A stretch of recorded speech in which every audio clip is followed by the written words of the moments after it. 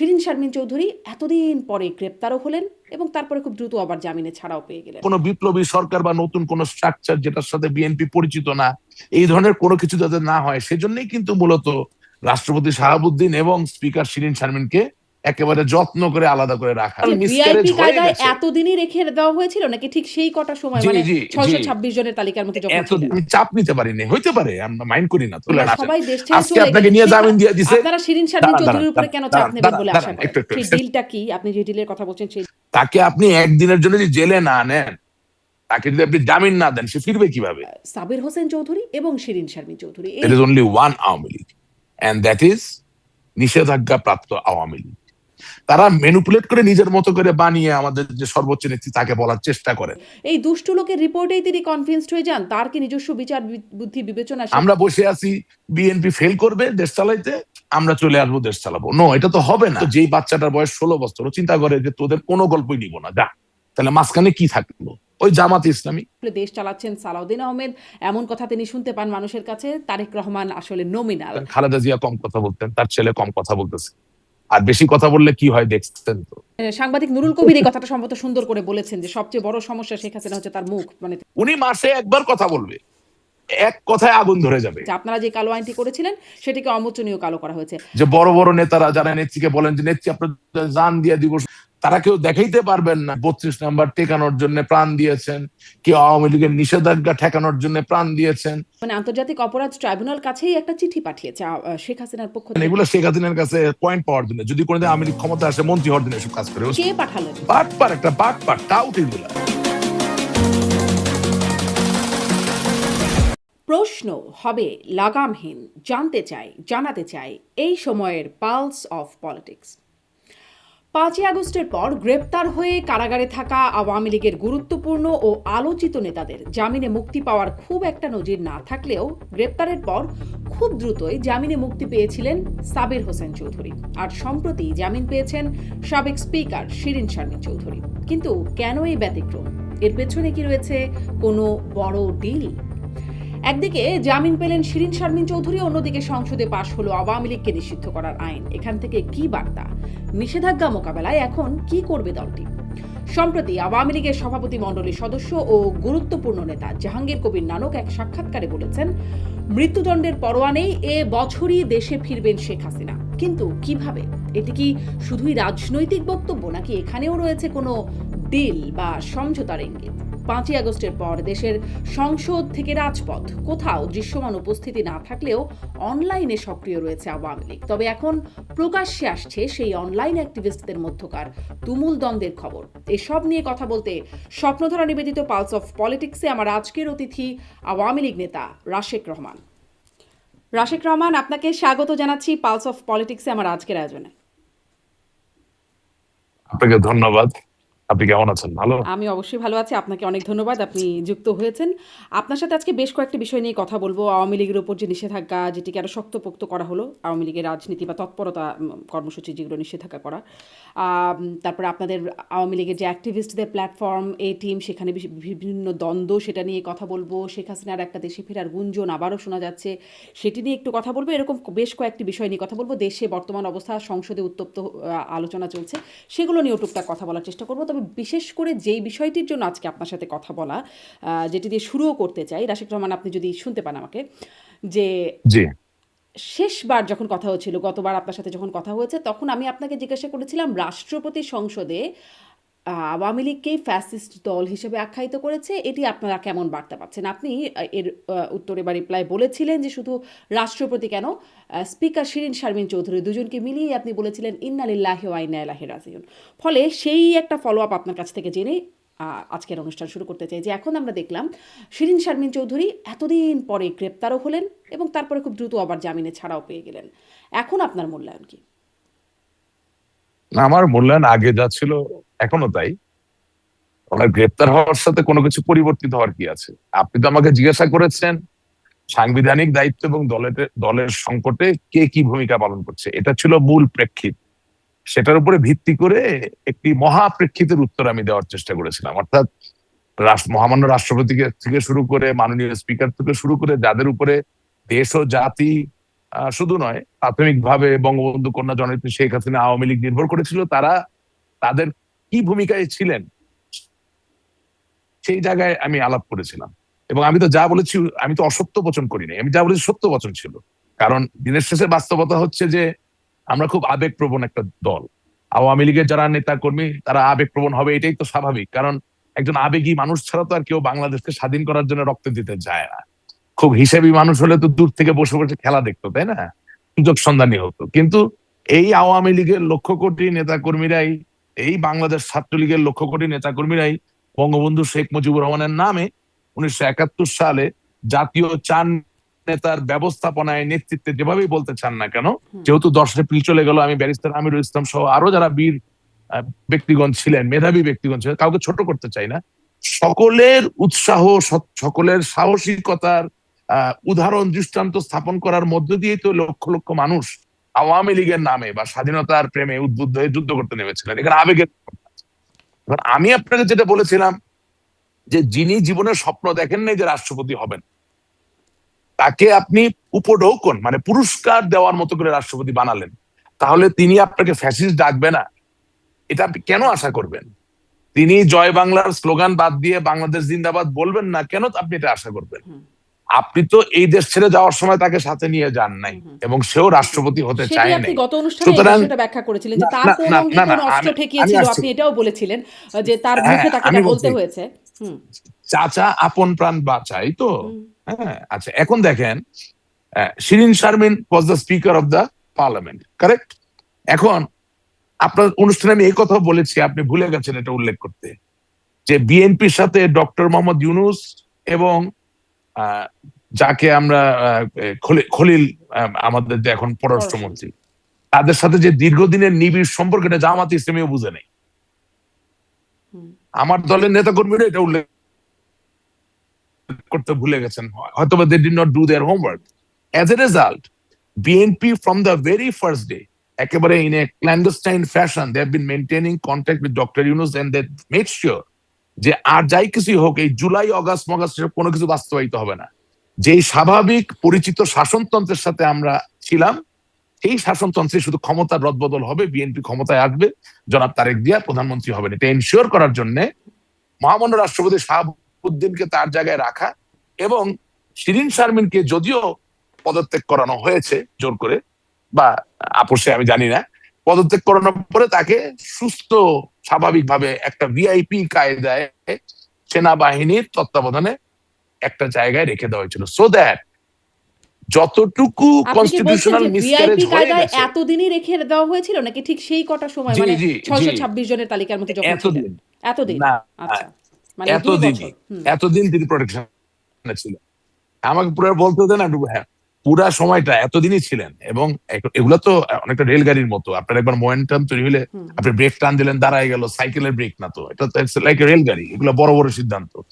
তো এখানে যেটা হয়েছে যে সাংবিধানিক যেটুকু মিসক্যারেজ হয়ে গেছে 5ই আগস্ট পরবর্তী এবং 5ই আগস্ট পূর্ববর্তী সময়ে, সেই মিসক্যারেজটা বেড়ে গিয়ে যাতে কোনো বিপ্লবী সরকার বা নতুন কোনো স্ট্রাকচার যেটার সাথে বিএনপি পরিচিত না, এই ধরনের কোনো কিছু যাতে না হয়, সেজন্যই কিন্তু মূলত রাষ্ট্রপতি শাহাবুদ্দিন এবং স্পিকার শিরিন শারমিনকে একেবারে যত্ন করে আলাদা করে রাখা।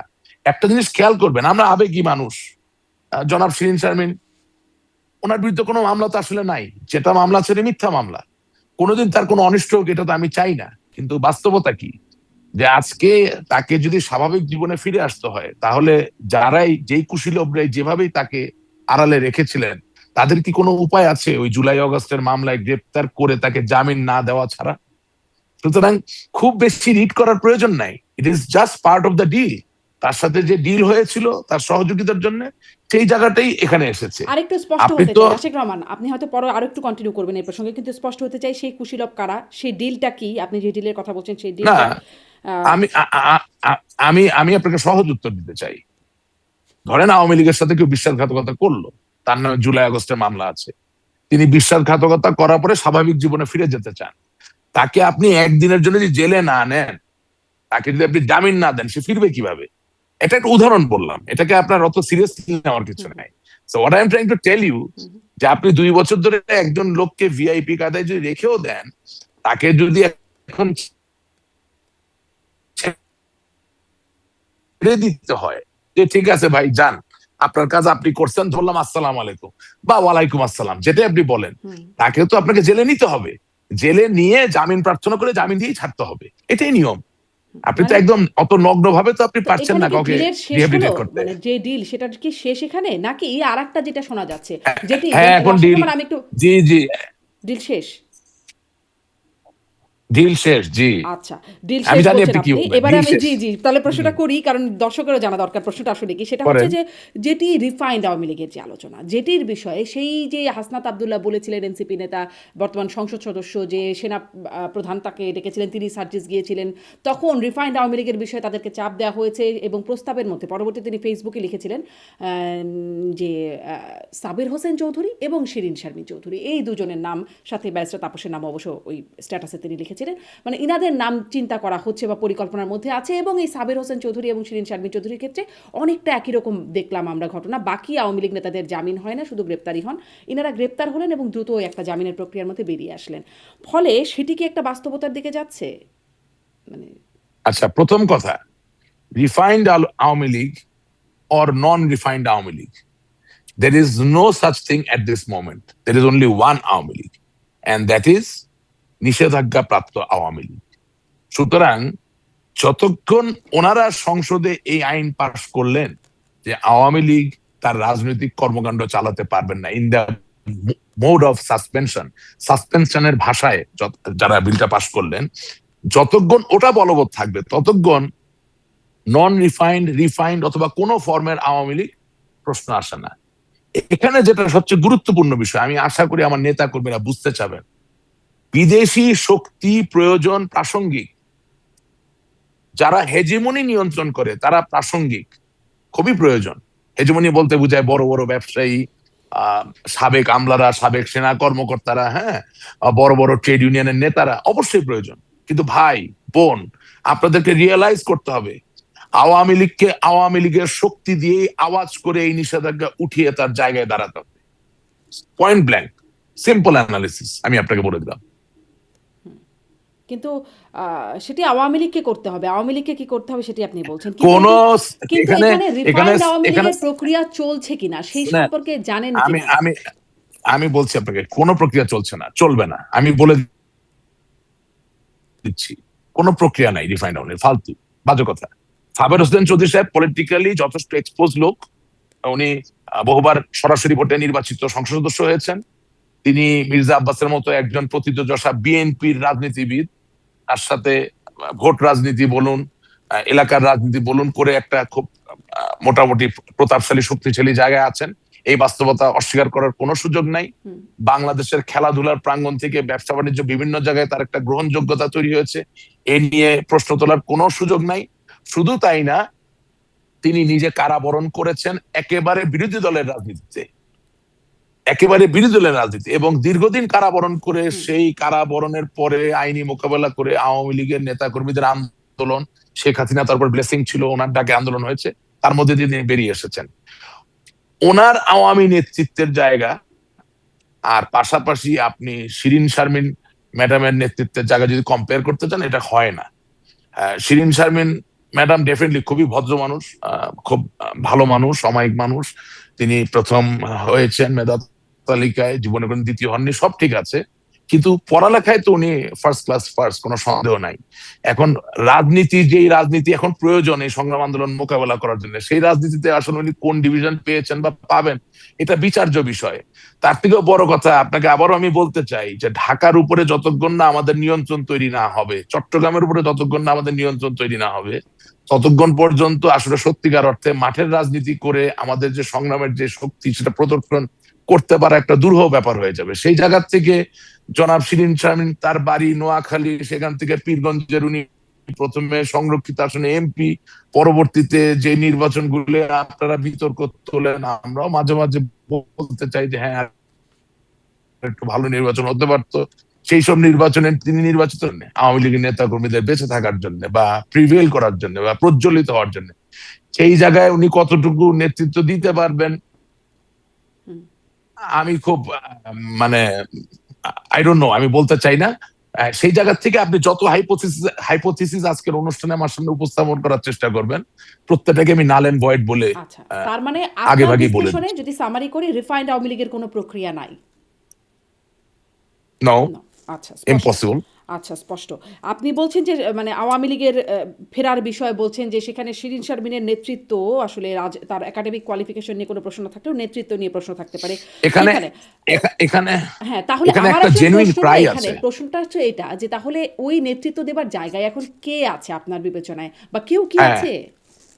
এবার আপনাকে আমি বলছি, বিএনপি, জামাত, এনসিপি সবাই মিলেও যদি আওয়ামী লীগকে নিষিদ্ধ করে, এটা প্লিজ কেটে দিবেন, যদি নিষিদ্ধ করে তাতে কি আওয়ামী লীগ নিষিদ্ধ হয়ে যায়?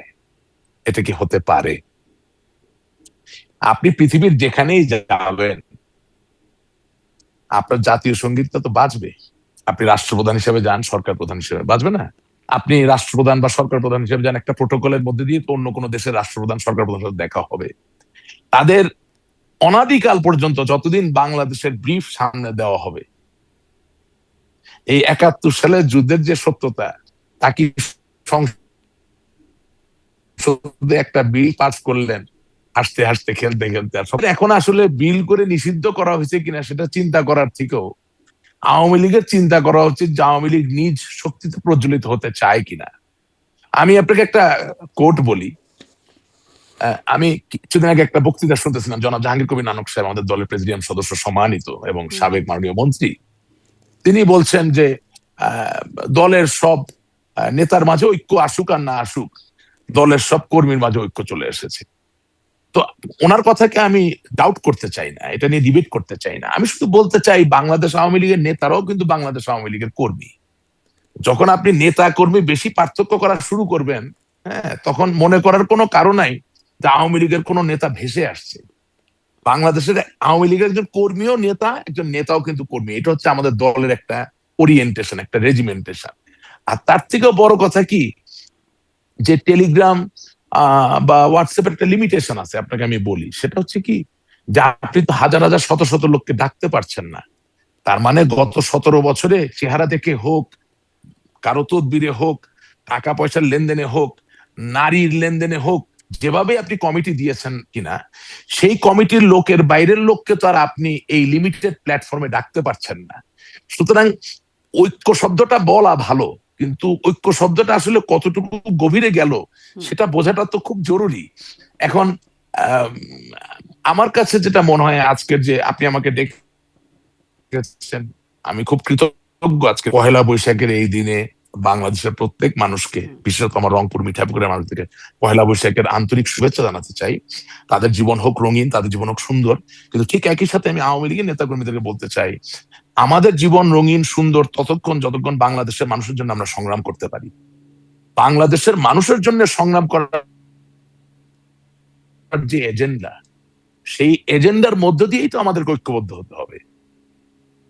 কমিটি ধরে ধরে টেলিগ্রাম আর হোয়াটসঅ্যাপ দিয়ে তার আপনি মানুষকে ঐক্যবদ্ধ করতে পারবেন জি, না। এই টেলিগ্রাম আর এই অনুষ্ঠানের হোয়াটসঅ্যাপ প্রথমে যে জায়গাটা আমরা এসেছি, যে আমরা এত গ্রুপের মধ্যেও যে ঐক্য হচ্ছে কিনা সেটাও আমার প্রশ্ন। তবে আপনার কাছে যেহেতু জাহাঙ্গীর কবির নানকের না কথা নাই। বললেন, কথা বললেন, আমি তারই একটি সাক্ষাৎকার দেখছিলাম যে ভারতীয় সাংবাদিক অমল সরকারকে তিনি একটা সাক্ষাৎকারে, যেটা আওয়ামী লীগের যে ফেসবুক পেজ আছে সেখানে থাম্বনেইল করা হয়েছে মৃত্যুদণ্ডের পরোয়া নেই, এ বছরই দেশে ফিরবেন শেখ হাসিনা।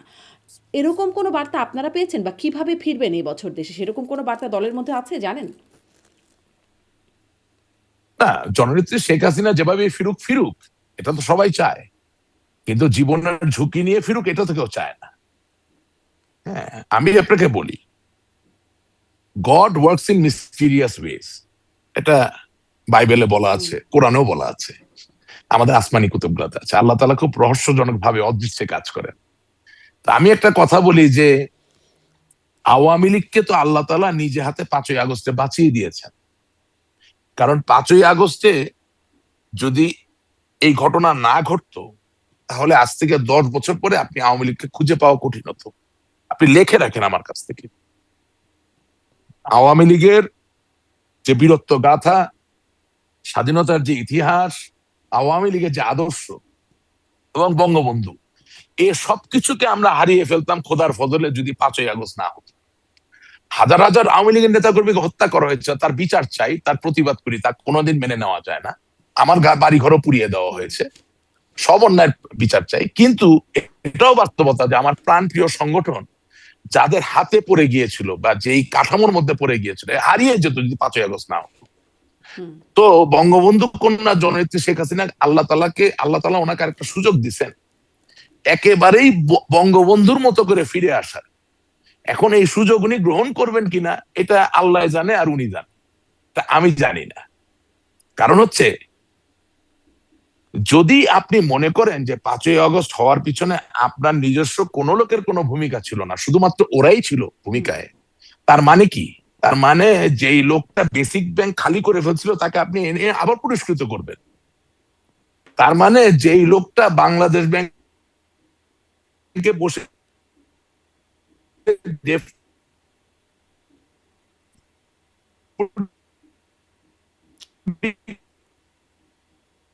গভর্নর হয়ে হাজার হাজার কোটি টাকা পাচার করেছেন, ওই আপনি কি শুনতে পাচ্ছেন? হ্যাঁ, শুনতে পাচ্ছি, কিন্তু একটু নেটের সমস্যা হচ্ছে, মানে আপনার আপনি কি ইয়েটা শুনতে আটকে যাচ্ছে। পাচ্ছেন? শুনতে পাচ্ছি, বলেন বলেন।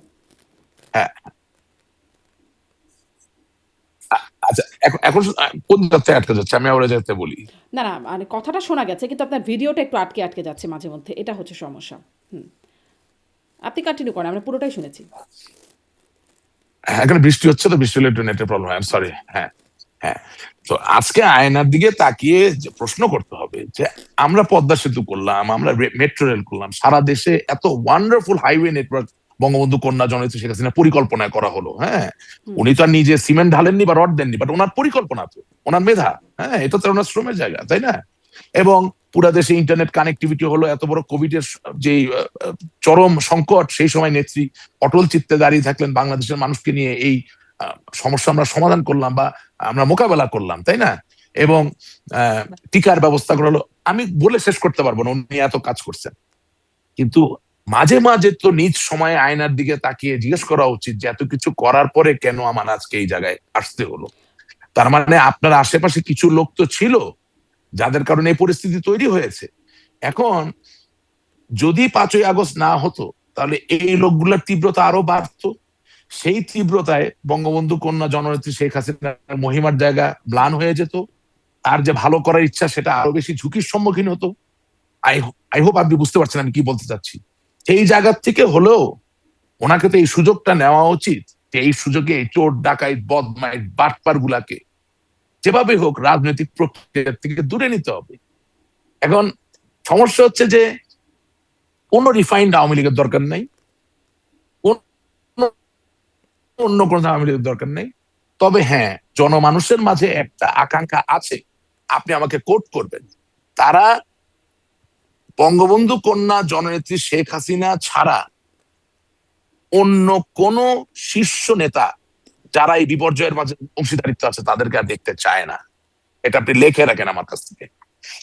বাংলাদেশ আওয়ামী লীগের প্রতিটা নেতা কর্মী, শুধু তাই না, বাংলাদেশের জনসাধারণ, আচ্ছা, এমনকি এটার বিএনপির কারণ নেতা কি? কর্মীরাও এটার কারণ জানে কি বলেন তো যে জনাব আওয়ামী রাশেদ লীগের রহমান? ঐক্য ধরে রাখার জন্য। এটার কারণ কি? মানে শীর্ষ নেতাকে চান, কোনটা? মানে শেখ হাসিনাকে চান, কিন্তু তারপরে শীর্ষ নেতাকে চান না, বা শীর্ষ নেতাকে চান না কিন্তু শেখ হাসিনাকে চান, এটার কারণ কি? না, বুঝাই দিই। বাংলাদেশ আওয়ামী লীগের নেতা কর্মীরা প্রত্যেক শ্রেণী পেশার মানুষ, দেশের জনসাধারণ এবং বিএনপিরও নেতা কর্মীরা এটা বোঝেন, জামাতও বুঝে যে আওয়ামী লীগের ঐক্য ধরে রাখতে হইলে বঙ্গবন্ধুর রক্ত অর্থাৎ শেখ হাসিনার কোনো বিকল্প নাই। এখন ক্যারিজমা এবং রক্তের সাথে তো যুক্তিতর্ক চলে না, প্রয়োজন নাই, তো কোনো প্রয়োজন নেই। আমাদের আওয়ামী লীগকে প্রয়োজন বাংলাদেশের জন্য, শেখ হাসিনাকে প্রয়োজন, বঙ্গবন্ধুকে প্রয়োজন। সবকিছু নিয়ে যুক্তিতর্ক আমরা করতে যাব না। কিন্তু এই যে গোপাল ভার কয়েকটা তৈরি হয়েছিল 17 বছর ধরে, এগুলোকে মানুষ দেখতে চায় না, এটা রিয়েলিটি। আমি আজকে এই দলে, আপনি বিশ্বাস করেন, আমি তো বঙ্গবন্ধু ছাড়া, আওয়ামী লীগ ছাড়া বা শেখ হাসিনা ছাড়া অন্য কোনো কথা আপনার অনুষ্ঠানে বলি না। বিশ্লেষণ করা লাগে, অনেক কিছু প্রশ্ন করেন, উত্তর দেই। শেখ হাসিনার তো সময় নাই আমার টকশো শুনে শোনার। আমার ওনার চোখে আমি এখন ছোট বাচ্চা। হ্যালো, হ্যাঁ, উনি আমার টকশো দেখবেন কেন? সুতরাং উনি যে রিপোর্ট পায়, সেই রিপোর্টে আমি যে দুষ্টু নেতাগুলোর বিরুদ্ধে কথা বলি, ওই রিপোর্টটা উনি পান, এদিপ আমি ওনার বিরুদ্ধে কথা বলছি। কিন্তু ব্যাপারটা তা না।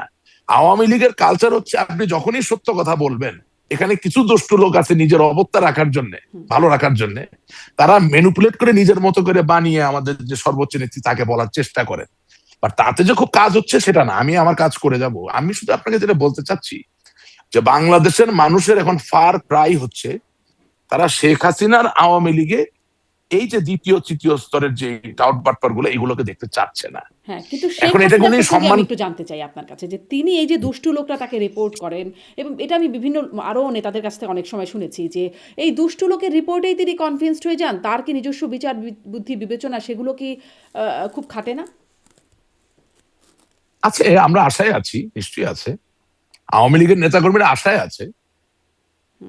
আপনি আপনি আওয়ামী লীগের যেসব নেতাকর্মীরা ধরেন স্থানীয় সরকার নির্বাচনে নমিনেশন নিতে গিয়ে প্রতারিত হয়েছে তারা আশায় আছে, যারা উপজেলা নির্বাচনে নমিনেশন নিতে গিয়ে প্রতারিত হয়েছে তারা আশায় আছে, যারা আওয়ামী লীগের জেলা উপজেলা ইউনিয়ন ওয়ার্ড যে কোনো পর্যায়ের কমিটি করতে গিয়ে প্রতারিত বোধ করেছেন তারা আশায় আছেন। হ্যাঁ, ধরেন ঢাকায় যারা আদিবাসী ভিত্তিক রাজনীতি করেন, আপনি বুঝতে পারছেন আমি কি বলতে চাচ্ছি, স্থানীয় রাজনীতিতে যারা, যাদের জীবনের সবকিছু, তারা যখন মনে করেন যে বঞ্চিত হয়েছেন এই স্থানীয় রাজনীতির খেলায়, তারা আশা করেন যে পরিবর্তন দেখতে পারবেন। আমিও আশা করি, আপনিও আশা করেন, কে আশা করে না? কারণ আওয়ামী লীগের মতো একটা বড় দল যদি সঠিক সিদ্ধান্ত একবার নিয়ে ফেলে তাহলে তো বাংলাদেশের মানুষের জন্য ভালো। এখানে তো ক্ষতিগ্রস্ত হওয়ার কিছু নাই। আমি আপনার ছোট একটা উদাহরণ দেই, আমরা তো আবেগী, তাই না? এই শামসুল ইসলাম টুকু সাহেবের সাথে আমার এমন কোনো খাতির নেই, উনি আমাকে খুব মানে আমাকে খুব রিগার্ড করেন। উনি যখন ডেপুটি স্পিকার ছিলেন, যখন স্বরাষ্ট্র প্রতিমন্ত্রী ছিলেন, সবসময় খুব সম্মান করেন। হ্যাঁ, কারণ উনি মনে করেন যে আমি যে কথাগুলা বলি ওগুলা প্রাসঙ্গিক। আমি তার কাছে তার প্রতি শ্রদ্ধা রেখে কথাটা বলছি। চিন্তা করেন, একটা লোক, তাকে মামলা দেওয়া হবে, তার ছেলের ক্ষতি করা হবে, তার সহায় সম্পদের ক্ষতি করা হবে, তাকে মেরে ফেলা হবে, সকল ভয় থাকার পরে সে রিজাইন করে নাই জাতীয় সংসদের ডেপুটি স্পিকারের পদ থেকে। আপনি আমাকে বলেন বাংলাদেশ আওয়ামী লীগের কয়জন নেতা, কয়জন কর্মী তার পক্ষে পোস্ট দিয়েছে, কয়জন তাকে হিরো বানিয়েছে, কয়জন তাকে সেলিব্রেট করেছে, কয়জন তাকে সামনের দিনে নেতৃত্বে চেয়েছে? দুঃখজনক, দুঃখজনক। আমরা 22শে সেপ্টেম্বর রিজাইন করে দিয়ে চলে আসছি মাননীয় স্পিকার, কারণ আমি চাপ নিতে পারিনি। হইতে পারে, আমরা মাইন্ড করি না তো, কারণ আপনি তো রাস্তায় রাজনীতি করেন না, চাপ নিবেন কেমনে? কিন্তু বাস্তবতা হচ্ছে সাংবিধানিক দায়িত্ব আপনার ছিল শেখ হাসিনার জায়গাটাকে রক্ষা করা, প্রতিবাদ করা। আপনি করতে পারেন না, রিজাইন করে দিয়ে চলে আসছেন। সবাই দেশ ছেড়ে আজকে চলে আপনাকে গেলেন, নিয়ে জামিন দিয়ে দিছে। আপনারা শিরিন শারমিন চৌধুরীর উপরে কেন চাপ নেবেন বলে আশা করেন? একটু শেষ কথা, না না না না না না, একটু কথা শেষ করতে দেন। আপনি আজকে জামিন পাইছেন, আপনাকে আজকে হিরো বানাই দিচ্ছে। আপনার রাজনৈতিক পরীক্ষা কি? মানে চাপায়ে দেওয়া নেতৃত্ব দিয়ে কিন্তু আওয়ামী লীগের ফিরে আসা খুব কঠিন, আজকে আপনাকে আমি বলে দিচ্ছি। যে লোক নিজের থেকে ফাইট করতে পারে না, তারে ছাড়া কিন্তু আওয়ামী লীগ ফিরে আসা খুব কঠিন। একদম আপনাকে ব্লেটেন্ট হার্ডকোর কথাটা বলে দিলাম। চাপায়ে দেওয়া নেতৃত্ব দিয়ে কিন্তু আওয়ামী লীগ ফিরতে পারবে না, এতটুকু বলি। কারণ হচ্ছে যে শেখ হাসিনা যা বলবেন, যা করবেন, ওনার দল, ওনার বাবার দল উনি করতেই পারেন। সেই শক্তি, সেই ক্ষমতা, সেই জায়গা ওনার আছে, সেই অধিকার আপনার আছে। কিন্তু আমি শুধু আপনাকে বলতে চাচ্ছি যে যেহেতু আমরা, মানে আমিও বলি, সকলেই বলে যে আমরা নেতা কর্মীদেরকে খুব ভালোবাসি, আহা হা, খুব ভালোবাসার জায়গা। সুতরাং সেই জায়গা থেকে যদি আওয়ামী লীগকে ফিরে আসতে হয় তাহলে চাপিয়ে দেওয়া নেতৃত্ব দিয়ে আওয়ামী লীগ ফিরতে পারবে না। আমি আপনাকে আবার বলছি, তো সেই নেতৃত্ব কোথা আওয়ামী থেকে লীগের, আসবে? ফাইট করতে পারার কথা বলছেন, সবাই তো আপনারা বিদেশেই না আছেন, পলাতক সেটা, স্ট্যাটাসে। না না না, বিদেশে থেকেও ফাইট করা যায়, দেশে থেকেও ফাইট করা যায়, যেখানেই থাকেন না কেন ফাইট করার যার ইচ্ছা আছে তাকে তো আপনার মূল্যায়ন করতে হবে। এখন তিনি যদি সারাদিন ভয়ে ভয়ে থাকে যে সত্য কথা বললে আপনার প্যান্ট শার্ট খুলে ফেলবে, তাহলে তো অসুবিধা। এই কালচারটা তো আপনার চেঞ্জ করতে হবে। আপনি আপনি মনে করেন আমার খুব পছন্দের একজন মানুষ গীতাঙ্গ দেব দত্ত, সাবেক ব্যাংকার, দেখলাম ফেসবুকে পোস্ট দিয়েছেন এই যে এই রিসেন্ট জামিন নিয়ে, অমুক ফার্স্ট হয়েছে, সেকেন্ড হয়েছে, থার্ড হয়েছে। তো ওনাকে যে প্রশ্ন করি যে দাদা, আপনার রাত্রেবেলা 4টার সময় বিপদ হইলে কি ফার্স্ট ক্লাস ফার্স্ট হওয়া কোনো লোক আপনার ফোন ধরে, নাকি একজন পার খাওয়া রাস্তার রাজনীতিবিদ আপনার ফোন ধরে? বাংলাদেশের মানুষ কনফিউজড জাস্টিস এ ভুগে, বা কনফিউজ কাইন্ডনেস এ ভুগে। কিসের মধ্যে কি পান্তা ভাতে ঘি? আরে ভাই, আপনি কি এক্সপেক্ট করতে পারেন আপনার ডাক্তার সাহেব, আপনি অসুস্থ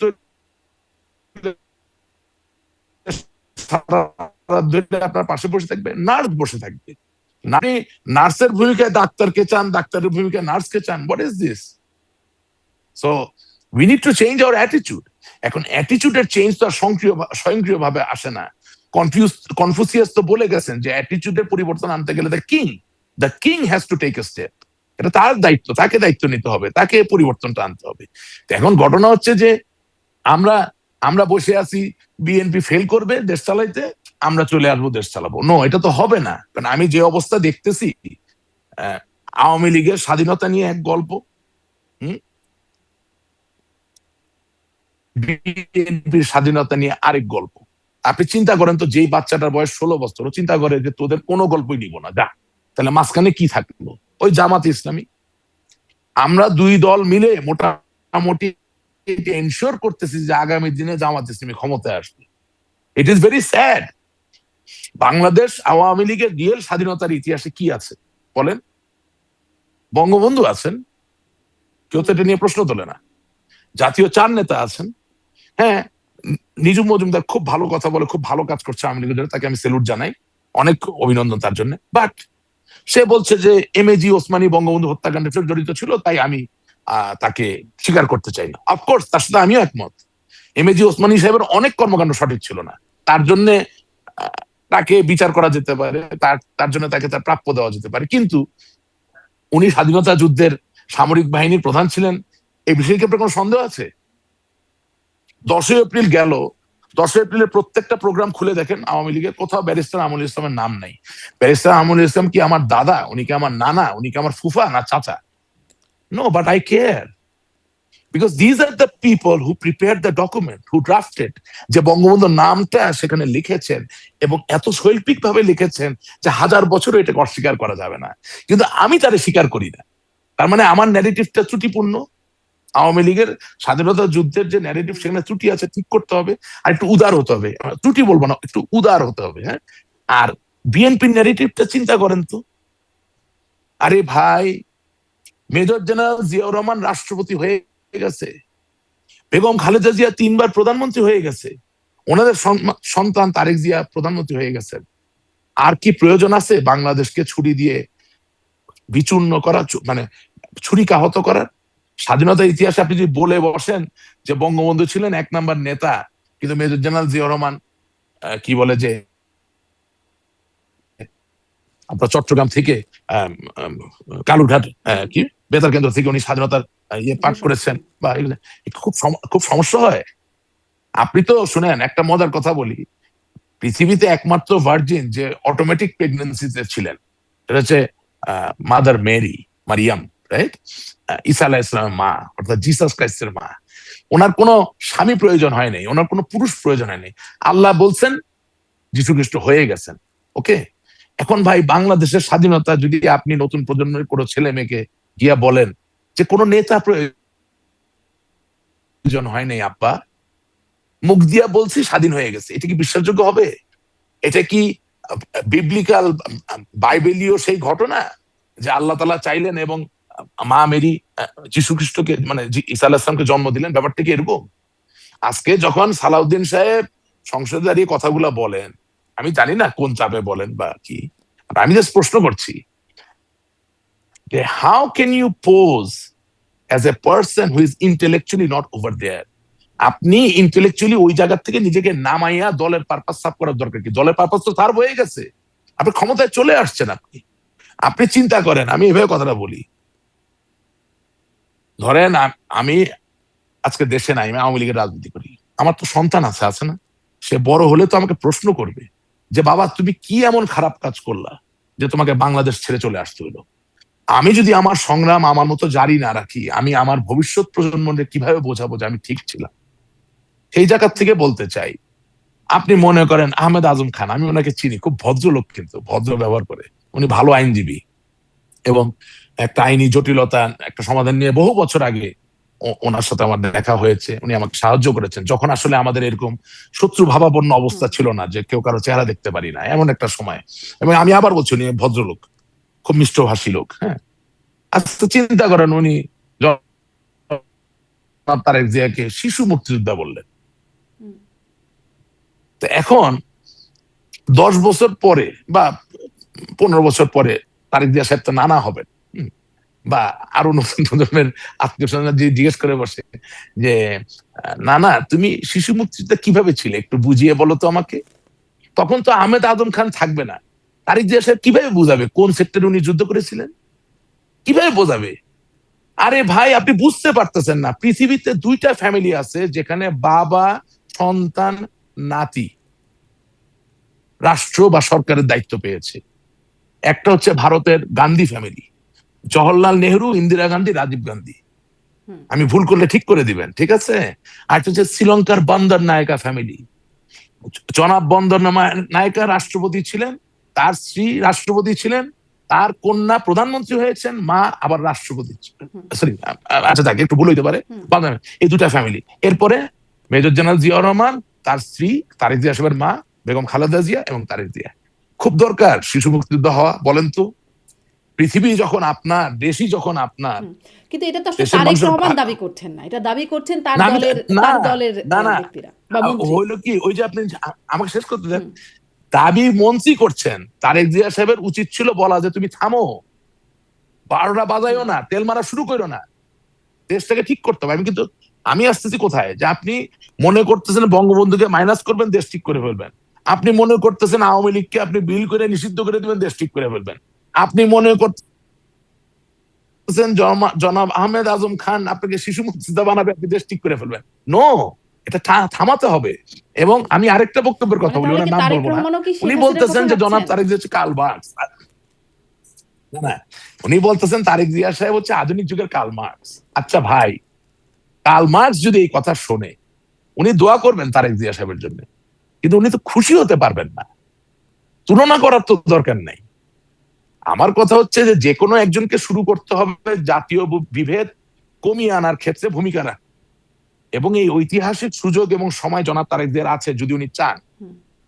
কারণ অনেকগুলো ব্যাপার আছে, 21 আগস্টের গ্রেনেড হামলা, 10টা অস্ত্র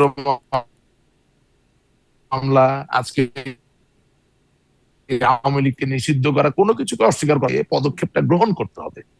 কিন্তু আপনি যখন শিশু মুক্তিযোদ্ধা বানানোর জন্য ব্যস্ত হয়ে যান, তখন এই ব্যবধান কমানোর তার কোনো সুযোগ থাকে না। আচ্ছা। Zaima Rahman is very intelligent, I very impressed. হুম।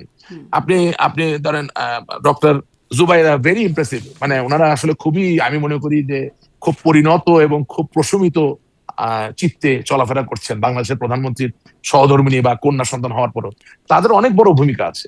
আমার মনে হয় তারেক জিয়া সাহেব যদি পারেন, ওনারা অফিসিয়ালি বলা উচিত যে ভাই আমার বাবা মুক্তিযোদ্ধা ছিলেন, এটা একেবারে মুক্তিযুদ্ধের সময় থেকেই সর্বস্বীকৃত জাতীয় এবং আন্তর্জাতিক ভাবে।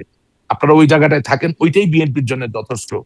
আমাকে জোর করে তো শিশু মুক্তিযোদ্ধা করার কোনো দরকার নেই। শুধু তাকেই না, আহমেদ আজম খান বেগম জিয়াকেও প্রথম নারী মুক্তিযোদ্ধা, ১ নাম্বার মুক্তিযোদ্ধা, নারী মুক্তিযোদ্ধা বলছেন। হ্যাঁ, না হলো, হ্যাঁ আমি সেটাই তো বলতে চাচ্ছি যে you need not do that, প্রয়োজন নাই। শুনেন আমি আপনাকে একটা কথা বলি। আচ্ছা, আমার আপনি একটা আপনি এই আমার জায়গায় একটু এই জায়গায় কিছুটা জায়গায় বলছেন যে তাকেই নিজস্ব ভাবে বলা উচিত। আরও কিছু জায়গা নিয়ে এখন বিরোধী দল কিছু সমালোচনা করছেন। যেমন তাকে তিনি বিভিন্ন গুরুত্বপূর্ণ ইস্যুতে চুপ থাকেন। ফলে তাকে নির্বাক চলচ্চিত্র বলছেন বর্তমান বিরোধী দলের অনেকেই।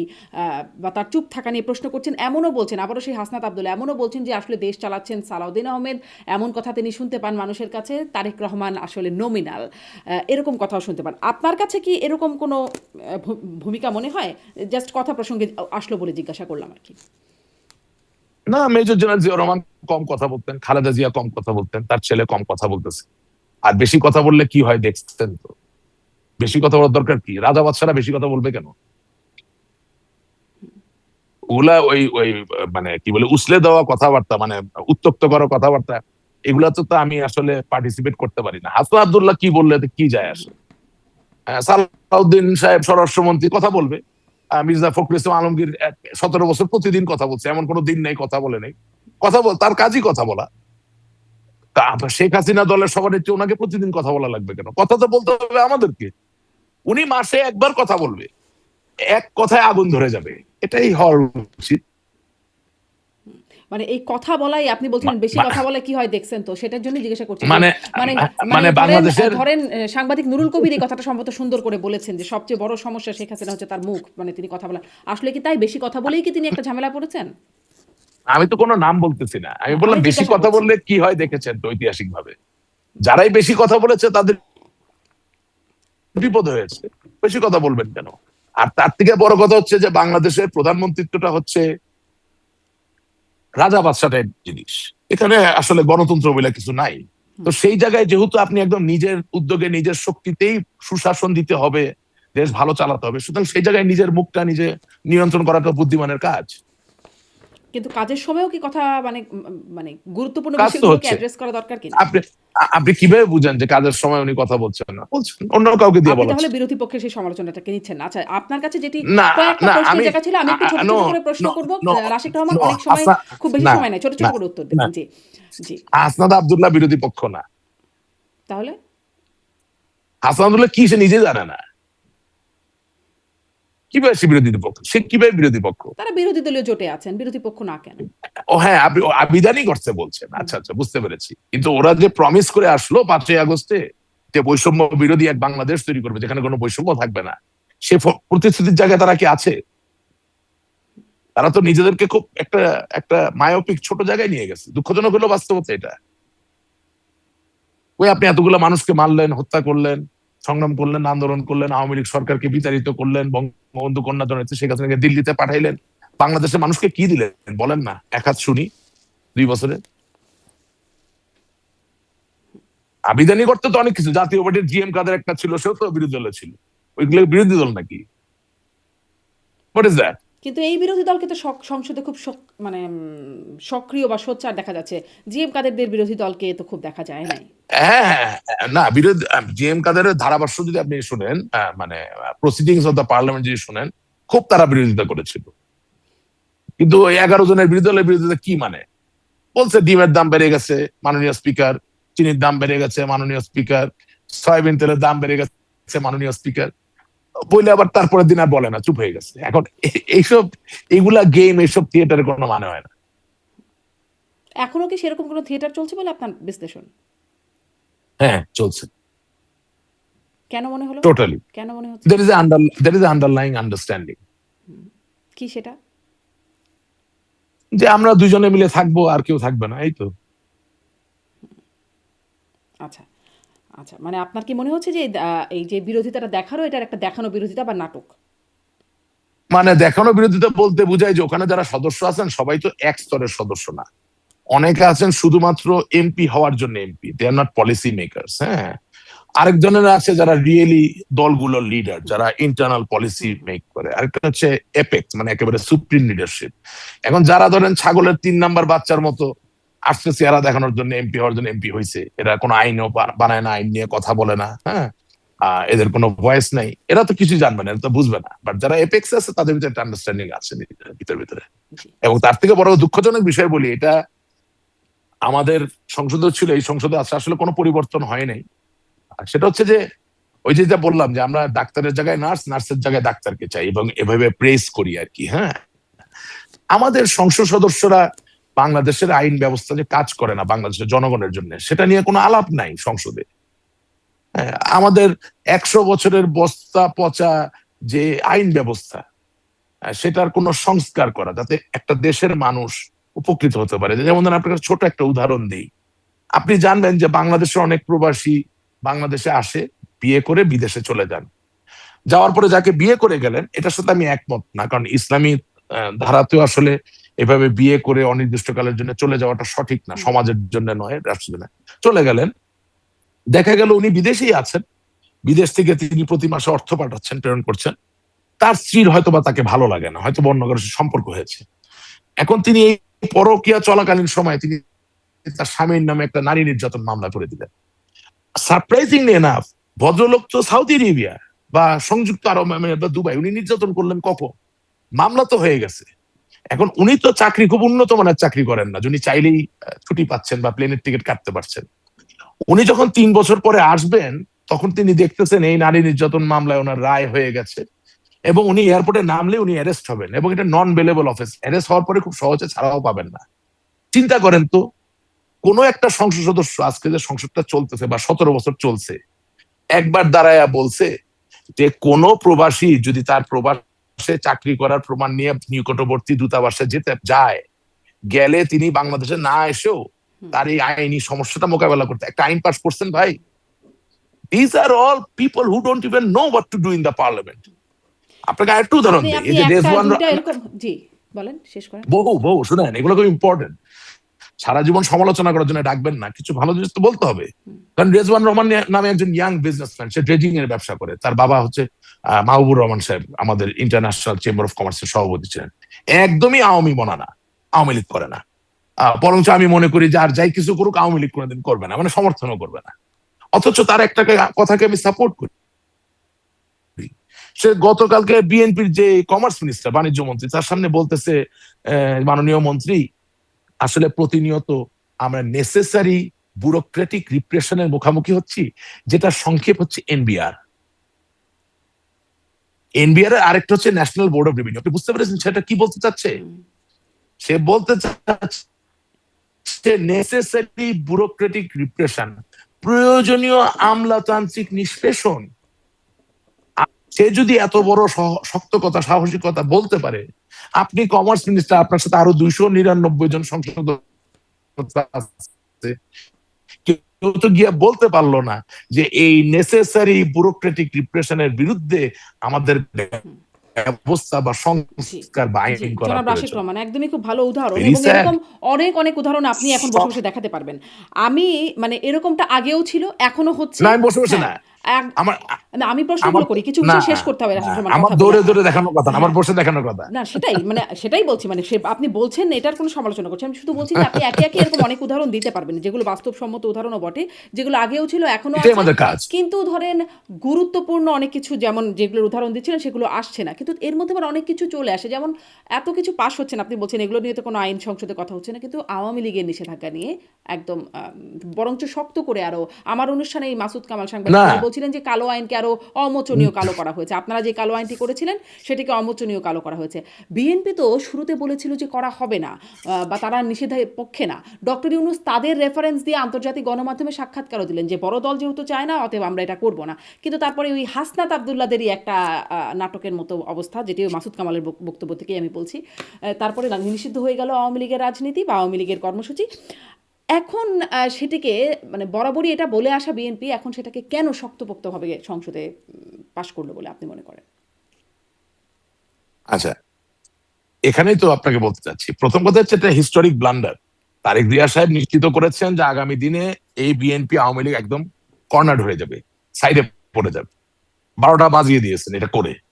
2 নাম্বার কথা হচ্ছে যে এই কথাগুলো, উদাহরণগুলো আপনাকে দিয়ে আসলাম, এগুলো সবই আলাপ আলোচনা হতো, সমস্যাগুলোর সমাধান হতো যদি বেঁচে থাকার অন্তিম চেষ্টায় বিএনপি এবং আওয়ামী লীগ লিপ্ত না হতো। রাজনৈতিকভাবে বেঁচে থাকাই যেহেতু একমাত্র উদ্দেশ্য, তাই কিভাবে কে কারে গুতাবে, কিভাবে কে কারে ধ্বংস করবে, কিভাবে কে কারে নিষেধ করবে, নিষেধাজ্ঞা দিবে, এই এই খেলাতেই আমরা মত্ত। সুতরাং ভালো কোনো চিন্তা আপনি আর আশা করতে পারবেন না। এই বিল করার মধ্যে দিয়ে এটা আরো নিশ্চিত হলো। আচ্ছা, গেল। আর 3 নাম্বার হচ্ছে জনাব তারেক জিয়া বা সালাউদ্দিন সাহেব বা মির্জা ফখরুল ইসলাম সাহেব, ওনারা সকলে যদি এই কথা বলে থাকেন যে বড় দল, মানে ওনারা যদি বলে থাকেন যে নিষেধাজ্ঞা করবেন না, আজকে কেন নিষেধাজ্ঞায় আসলেন? কারণ দে আর নট শিওর তারা টিকতে পারবেন কিনা, তারা জামাতি ইসলামী এনসিপির ধাক্কাটা সামলাতে পারবেন কিনা, দে আর নট শিওর।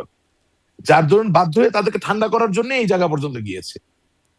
আপনাকে আমি এর আগেও বলেছি যে 2026 সালের 12ই ফেব্রুয়ারি নির্বাচন নিয়ে আমাদের অবস্থানের জায়গাটা একেবারেই কৌশলগতভাবে খুব কার্যক্ষম কোনো কিছু ছিল না। ভুল সঠিক ওইসব জায়গায় যাব না, এটা কৌশলগতভাবে আমাদেরকে কোনো কিছু দেয়নি।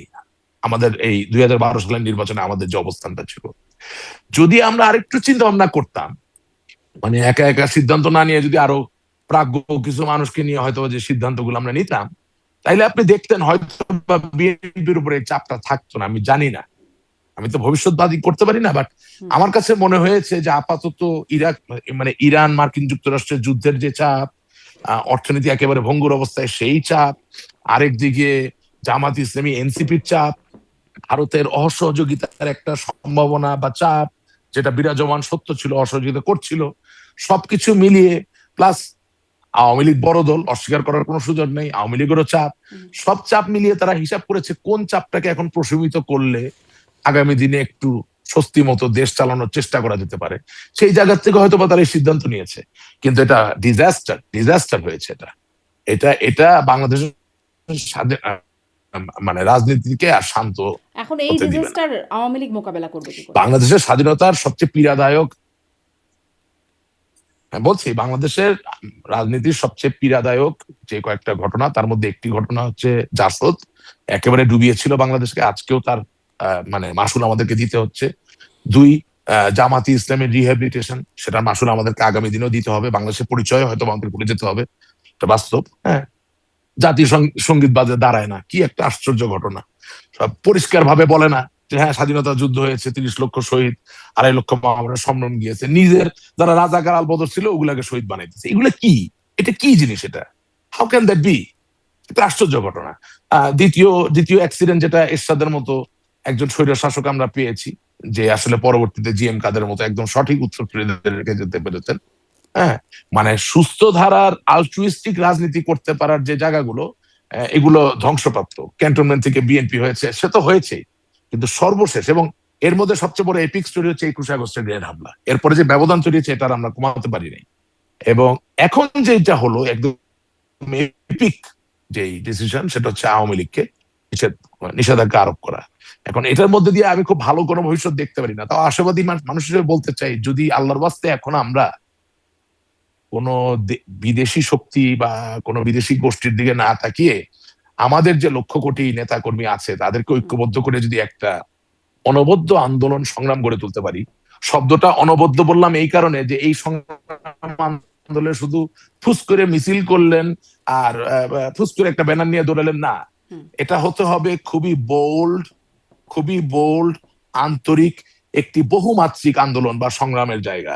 অর্থাৎ এখানে সাংস্কৃতিক বিপ্লবের যেমন প্রস্তাবনা থাকবে, ঠিক একইভাবে হারিয়ে যাওয়া আওয়ামী লীগের আদর্শকে আবার তুলে ধরার ব্যাপার থাকবে, রিক্রুটমেন্টের ব্যাপার থাকবে, এবং একই সাথে ঝটিকা অবস্থান, লম্বা সময় ধরে অবস্থান, এমনকি নিজেকে ত্যাগের সামনে মুখোমুখি করে আত্মত্যাগ করার যে জায়গা, সবকিছুকে মিলিয়ে একটা বহুমাত্রিক আন্দোলন তৈরি করার ব্যাপার আছে। দুঃখজনক হইলো যে বড় বড় নেতারা যারা নেত্রীকে বলেন যে নেত্রী আপনার জান দিয়ে দিব, শুধু একটা হুকুম দিয়া দেখেন, তারা কেউ দেখাইতে পারবেন না 32 নাম্বার টেকানোর জন্য প্রাণ দিয়েছেন, কেউ আওয়ামী লীগের নিষেধাজ্ঞা ঠেকানোর জন্য প্রাণ দিয়েছেন, কেউ বঙ্গবন্ধু কন্যা জননেত্রী শেখ হাসিনার ফাঁসির রায় ঠেকানোর জন্য নিজে গিয়ে প্রাণ দিয়েছেন। আমরা দেখাতে পারবো না, তার মানে দলের রেজিমেন্টেশনটা হারিয়ে গেছে। আর যদি কেউ বলে যে না হারায়নি, তাহলে বলতে হয় বঙ্গবন্ধু শেখ হাসিনা কন্যার মানে দণ্ডের জন্য রায় মানে জান দিয়েছেন, এরকম কাউকে দেখাতে পারবে না। কিন্তু ওই দণ্ডের বিরুদ্ধে বা দণ্ড বাতিলের জন্য আইসিটির কাছেই, মানে আন্তর্জাতিক অপরাধ ট্রাইব্যুনাল কাছেই একটা চিঠি পাঠিয়েছে শেখ হাসিনার পক্ষ থেকে, একটা চিঠি পাঠিয়েছে। আরে দূর, এগুলো তো শেখ হাসিনার কাছে। হ্যাঁ, আরে আরে শুনেন, এগুলো শেখ হাসিনার কাছে পয়েন্ট পাওয়ার জন্য। যদি কোনোদিন আওয়ামী লীগ ক্ষমতা আসে, মন্ত্রী হওয়ার জন্য এসব কাজ করে। ও স্টুপিড, জানে না যে চিঠি দিলে কিছু হবে না? ও বাংলাদেশ আইন জানে? ও স্টুপিড না, হলো টাউট। ও তো জেনে শুনে করেছে। কারণ যদি বঙ্গবন্ধু কন্যা কোনদিন প্রধানমন্ত্রী হয়, বা ধরেন সজীবাদের জয় প্রধানমন্ত্রী, বা সাইমাবাদের পুতুল যদি প্রধানমন্ত্রী হয়, বা ধরেন মাননীয় শেখ রেহানা যদি প্রধানমন্ত্রী হন, তো বলতে পারবে এই দেখেন আমি তো চিঠি পাঠাইছিলাম। বাটপার টাউট, এগুলা টাউট। মানে কে পাঠালেন? আমরা তো দেখলাম ল ফার্মের পক্ষ থেকে চিঠিটা গেল, কে পাঠালেন? কে পাঠালেন আপনি ভালো বের করতে পারবেন। আমি ওইসব জায়গায় এত শত্রু আর বানাতে চাই না। কিন্তু আপনাকে তো বলছি, বাংলাদেশের আইনি সংস্থা, বাংলাদেশের আইনজীবী উকিল নোটিশ পাঠাচ্ছে না, আপনি পাঠাচ্ছেন কিভাবে? আপনি নিযুক্ত হইলেন কিভাবে? How are you party to the case? ফাইজলামি করার জায়গা পান না। আপনার অনুষ্ঠানে তো বহুবার বলেছি যে বাংলাদেশ আওয়ামী লীগকে আপনি নিষেধাজ্ঞা জারি করেছেন নির্বাহী ক্ষমতা বলে, তারপরে সংসদে বিল পাশ করে। তা আওয়ামী লীগের দোষ কি, এটা আপনার প্রমাণ করতে হবে না? সংবিধানের 26-এ বলা আছে পরিষ্কার ভাবে যে এমন কোন আইন যদি পাশ করেন যেটা বাংলাদেশের মানবাধিকারের সাথে সাংঘর্ষিক, সংবিধানের মূল মন্ত্রের সাথে সাংঘর্ষিক, এটা automatically null and void. Bangladesh Awami League central committee একটা মিটিং করে প্রেসিডিয়াম সদস্য, সেনাবাহিনী মেম্বারদেরকে নিয়ে একটা সভা করে সিদ্ধান্ত নিয়ে বাংলাদেশে একজন আইনজীবী নিয়োগ করার জন্য পারেন না? বা দূতাবাসে আমাদের যে কোনো একজন সিনিয়র নেতাকে এই রেজলিউশন এবং পাওয়ার অফ অ্যাটর্নি দিয়ে পাঠাইতে? কেন আমরা এটা করবো না? কেন আমি সময়ে আমার প্রতিবাদ জানাবো না আইনগত ভাবে? যে আমার দোষ কোথায়? আপনি যে এই বিল পাশ করলেন, আপনি বিলটা পাশ করছেন কিভাবে? আওয়ামী লীগ কিভাবে জননিরাপত্তার জন্য হুমকি? আমি কোর্টকে যে বলতে পারি না যে আপনি একটা রুল জারি করেন, আই ওয়ান্ট টু নো? দেন না। আপনি দেন, বিএনপির আইনমন্ত্রীকে দেন 10 বছর ধরে প্রমাণ করার, কিন্তু আমার কাজটা তো আমাকে করতে হবে। উত্তর দিতে পারবে না, কিন্তু আমার কাজটা তো আমাকে করতে, আমি করছি না কেন? কি কারণ? আমার ভয় কি? কেউ হিরো হয়ে যাবে? কোন আইনজীবী নেতা হয়ে যাবে আপনার থেকে বড় নেতা এই জন্যে? তো এইসব টাউটামি বাটপারি করতে কিছু হবে না। সংগ্রাম, আন্দোলন, প্রতিবাদ আপনাকে দেশের মধ্যে করতে হবে। শুনেন, আমি আপনার কথা বলি, ছাত্রলীগের ছেলেমেয়েরা আমাকে ফোন করে, তারা আমাকে ভালোবাসে, শুধু আমার এলাকার না, বাইরের এলাকার। আমি তাদেরকে জিজ্ঞাসা করেছি যে জাতিসংঘের শিক্ষা নিয়ে কাজ করে এই প্রতিষ্ঠানের নাম কি? তারা বলতে পারেন না, নাম বলতে পারে, অসুবিধা নেই। UNESCO, United Nations education and science নিয়ে কাজ করে ইউনেস্কো, ঠিক আছে? আপনি বলেন তো, আজকে এই যে ছাত্রলীগের এতগুলা ছেলে মেয়েকে আমরা পরীক্ষা দিতে দিচ্ছি না, তাদের জীবন ধ্বংস হয়ে যাচ্ছে, চাকরি বাকরির জন্য তারা বসতে পারছে না। 5 থেকে 6 লক্ষ নেতা কর্মী যদি নিজের সিভি, নিজের ছবি দিয়ে, নিজের ইমেল থেকে ইউনেস্কোতে ইমেল পাঠায় কারো নেতৃত্বে, কারো আহ্বানে, ডোন্ট ইউ থিঙ্ক এটা একটা ইম্প্যাক্ট করে? আপনি কি মনে করেন না যে এই ছাত্রলীগের 5 লক্ষ 6 লক্ষ ছেলে মেয়ে, তাদের যারা মেধাবী লক্ষ লক্ষ, তারা তাদের সিভি, তাদের ইয়ে যদি আমেরিকান এম্বাসি স্টুডেন্ট কাউন্সিলের কাছে লেখা শুরু করে, অস্ট্রেলিয়ান এম্বাসি লেখা শুরু করে, আপনি মনে করেন না এটা চাপ তৈরি হয়? পৃথিবীর মানুষ এই অনাচার, এই অত্যাচার মানে না, কিন্তু আমরা তো জানিও না কিভাবে প্রতিবাদ করতে হয়। 7টা 8টা লোক গিয়া বেলজিয়ামে দাঁড়াইয়া ব্যানার একটা ধরে চেহারা দেখাচ্ছি, আরে বেটা তোর 7 8 জন দাঁড়ায় কি হবে? তোর মূল্য কি বেটা? তুই ইউর একটা মেম্বার অফ পার্লামেন্টের সাথে বসত না?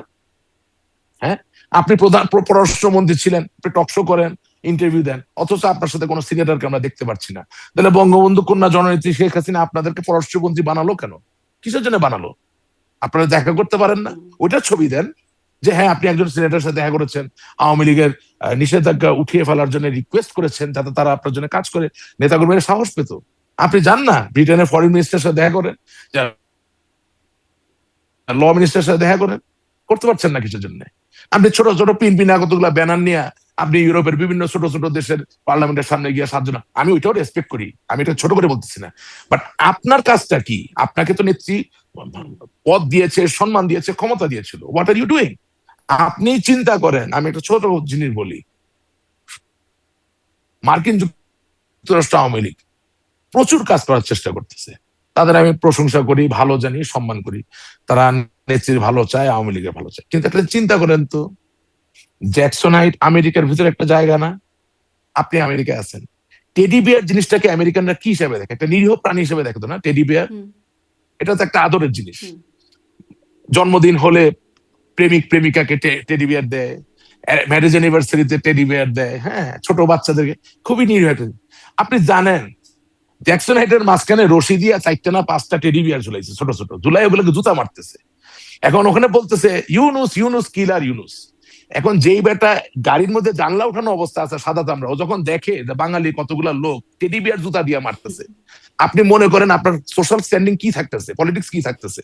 কিন্তু আমি যদি এই কথা বলি, আজকে আমি হয়ে যাবো ফেরাউন, আমি হয়ে যাবো নমরুদ, কারণ আমি সত্য কথা বললাম। এখন একটা শিক্ষিত মোটামুটি আমেরিকা বোঝে জানে কথা লোকের সাথে কথা বলে যদি আপনি ইউনিসের বিরুদ্ধে প্রতিবাদটা করতেন, তাহলে তার টেডি বিয়ারের 12টা বাজানো লাগে না। আপনি চিন্তা করেন সোশ্যাল মিডিয়ার যুগ, ওই ছাগলগুলা যারা টেডি বিয়ার গুলোকে পিটাইতেছিল, মারতেছিল, ওগুলো একটা ছবি ভিডিও তুলে দিয়ে ছেড়া দেয় সোশ্যাল মিডিয়ায়। বাঙালি কমিউনিটি, আওয়ামী লীগ রাখেন, বাঙালি কমিউনিটির সম্মানটা কোথায় থাকে? যে তোরা আসছো আমেরিকায় থাকতে, তোরা কোথায় 4ঠা জুলাইয়ের প্রতি তোমরা সংহতি প্রকাশ করবা, তা না করে আমেরিকান ন্যাশনাল একটা হাউড়াইছে একটা আম, আম, মানে অন্যতম জনপ্রিয় একটা অ্যানিমাল টেডি বিয়ার, একটা কনসেপ্ট, একটা আইডিয়া, ওইটা তোরা দিনে দুপুরে জুতা দিয়ে মারতেছিস। আপনি কি মনে করেন জিনিসটা?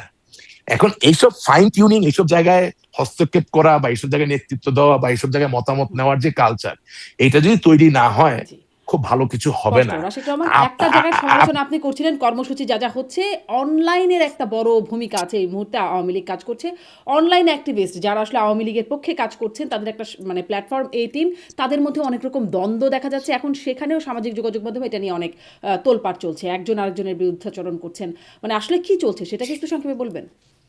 না না, ওটা ওই যে, সুশান্ত দাস এবং তারা তো প্রচুর পরিশ্রম করছে অনলাইনে সবাইকে জাগ্রত করার জন্য। সেখানে বাংলাদেশ সনদ তারা একটা রেডি করেছিল, ওটা বঙ্গবন্ধু কন্যা জননেত্রী শেখ হাসিনা নিজেই রেখে দিয়েছেন। তখন তারা এটা পাবলিশ করার পরে কিছু লোক এটা নিয়ে একমত হয় নাই, বা তাদের মতামত কেন নেওয়া হয়নি, এই ধরনের একটা দ্বন্দ্ব তৈরি হওয়ার সুযোগ হয়েছিল। পরে দেখলাম যে ও বেচারা তো এই চাপে পড়ে নেত্রীকে ডাইরেক্ট ফোন করে সেটা আবার ভিডিও রেকর্ডিং করে ছেড়ে দিছে। আমার মনে হয় প্রবলেমটা এখন রিজলভ। আর ওই জুলাই সনদ তো আর বাংলাদেশ সনদ 18 কোটি বাঙালি পড়ে না ভাই। এগুলো আপনি রিয়েলিটি বললাম। ঢাকা শহর আমার নিয়ন্ত্রণে থাকলে তো 5ই আগস্ট হইতো না। আপনি তো জানেন কিসের সনদ কিসের কি, এটা বাস্তবতা। আমরা অনেক ভুল ত্রুটি করেছি, কিন্তু সব ভুল ত্রুটির মাঝেও সত্যটা রয়ে যায় এই যে ঢাকা, চট্টগ্রাম, রাজশাহী, খুলনা, আপনি মনে করেন সিলেট, হ্যাঁ, বরিশাল, এই নগরীগুলো যদি আমাদের নিয়ন্ত্রণে থাকতো তাহলে তার কোনো সনদ দিয়ে আপনি হুম। শেখ হাসিনা সরকারকে ফেলতে পারতেন না। সুতরাং সনদ কেউ পড়ে না, বাংলাদেশের মানুষের পড়ালেখা করার খুব ইচ্ছা আছে বলে আমার মনে হয় না সনদ নিয়ে। তবে এটা বলতে চাই যে অনলাইন ফাইটারদের একটা বড় অংশ আছে যারা আসলে আওয়ামী লীগের সামনের দিকে না আগায় দিয়ে আরো পিছাই দিচ্ছে। ওই যেটা আপনাকে বললাম যে শামসুল ইসলাম টুকুর মতো লোকরা এই সংকটে যখন শক্তির প্রকাশ ঘটায়, তাদের দৃঢ়তার প্রকাশ ঘটায়, তাদেরকে আমরা সেলিব্রেট করি না। কিন্তু যাদের ভিতরে নেতৃত্বের কোনো গুণ নাই, যারা জীবনে কোনো একটা লোকের উপকার করে না, দেখাইতে পারবে না, সেসব লোককে আমরা হঠাৎ করে নেতা বানাই দিই, নেত্রী বানাই দিই। এটা একটা খুব বড় সমস্যার জায়গা, বুঝলেন না? হুম। শেষ করব মানে এই বিষয়ে একটু শেষ করব আজকের মতো যে যেটা নিয়ে একটু কথা বলছিলাম, জাহাঙ্গীর কবির নানক যে দাবিটি করছেন যে মৃত্যুদণ্ডের পরোয়া না করে দেশে ফিরবেন শেখ হাসিনা এবং এই বছরের মধ্যেই, এই যে একটা সময়সীমাও তিনি বলে দিচ্ছেন এই বছরের মধ্যে, এপ্রিল চলছে, বছরে অবশ্য অনেকটা বড় সময় বাকি আছে, এরকম কোনো পরিকল্পনার ব্যাপারে কি জানেন এই বছরের মধ্যে দেশে ফিরবেন নেত্রী? না, আমি আমি নেত্রীকে নিয়ে কোনো কমেন্ট করতে একদমই ইচ্ছুক না। আমি শুধু আপনাকে বলতে চাই, যারাই আমার এই অনুষ্ঠান দেখছেন, আওয়ামী লীগ বাংলাদেশের জন্য প্রাসঙ্গিক, বঙ্গবন্ধু বাংলাদেশের জন্য প্রাসঙ্গিক, এবং বাংলাদেশের স্বাধীনতার ইতিহাস যেমন মুছে যাবে না, আওয়ামী লীগ হারিয়ে যাবে না। তবে মনে রাখবেন, আব্বার পায়জামা কোনোদিন খালুকে পরানো যায় না। আব্বার পায়জামা যদি খালুকে পরান, তাইলে আপনার আব্বাও আপনার সাথে খুব বেশি খুশি হবে না। আর খালু সাময়িকভাবে খুশি হলেও একটা সময় আপনার আব্বার ওই পায়জামা খুলে ছিঁড়ে ছুঁড়ে ফেলে দিবে। আব্বার পায়জামা খালুকে পরানো মানে ঠিক বুঝলাম না, এটা দিয়ে কি বুঝলেন আপনি? মানে এটা বলতে চাচ্ছি যে মানে লাঙ্গল বাওয়ার জন্য গরুই ব্যবহার করাটা শ্রেয় ছাগল ব্যবহার করার থেকে। জি, অনেক অনেক ধন্যবাদ রাশেক রহমান, আবারও সামনে কথা হবে নিশ্চয়ই। ধন্যবাদ আজকে যুক্ত হবার জন্য। ধন্যবাদ, ইসলাম আলাইকুম, ভালো থাকবেন, শুভ নববর্ষ। শুভ নববর্ষ। সবাইকে শুভ নববর্ষের শুভেচ্ছা। জি, সবাই নিশ্চয়ই, ধন্যবাদ। অনেক অনেক আসসালামু ধন্যবাদ আলাইকুম। জি। দর্শক, শুভ নববর্ষ সবাইকে।